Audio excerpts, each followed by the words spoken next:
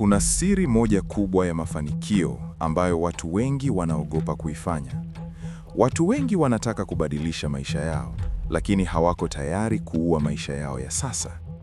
Ukweli mchungu ni huu: huwezi kuwa toleo jipya na lenye nguvu kama bado unang'ang'ania toleo lako la zamani ambalo ni dhaifu. Leo, Upendo wa Nafsi TV inakupa mbinu ya kisaikolojia inayoitwa nguvu ya kupotea au monk mode. Hii ni siri ya watu hatari na waliofanikiwa sana duniani. Sio mbinu ya kutafuta marafiki, ni mbinu ya kujifungia, kupotea machoni pa watu na kurudi ukiwa mtu asiyetawalika. Hatua ya kwanza ni kifo cha kijamii. Ili ujijenge, lazima ukubali kusahaulika kwa muda. Acha kwenda kwenye kila sherehe, acha kupiga soga zisizo na faida, na acha kuishi kwenye mitandao ya kijamii kutafuta sifa za watu usiowajua. Futa namba za watu wasiokupa faida ya kiakili au kiuchumi. Watu wataanza kusema una maringo, wengine watasema umepata matatizo, lakini usijali.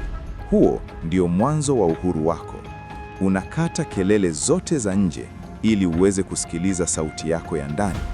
Huwezi kujenga himaya yako kama bado uko bizi kujenga himaya za watu wengine kupitia umbea na kupoteza muda. Kabla hatujaenda kwenye hatua inayofuata, nataka nikuulize swali la kiakili. Angalia ratiba yako ya kila siku.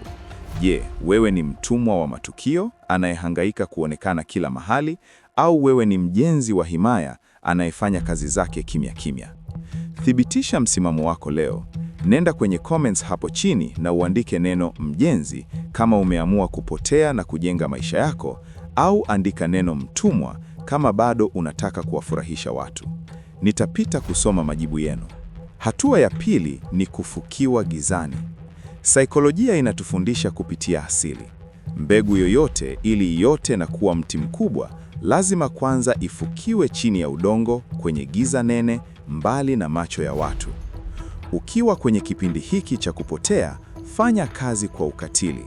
Jifunze ujuzi mpya, soma vitabu, jenga mwili wako na tafuta pesa kwa nidhamu ya kijeshi.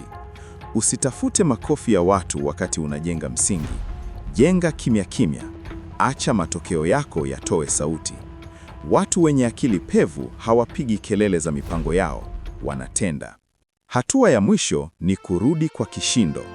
Baada ya miezi 6 au mwaka mmoja wa kujifungia na kujijenga, siku utakayotoka nje, hutakuwa tena yule mtu aliyemzoea.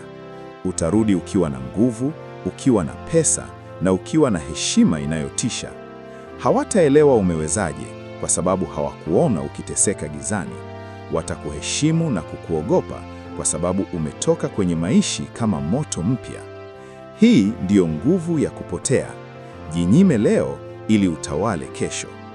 Kama wewe ni mjenzi uliyeamua kupotea ili ujipate, bonyeza like na subscribe ili ujiunge na jeshi letu. Mimi ni msimulizi wako kutoka Upendo wa Nafsi TV. Tukutane kileleni.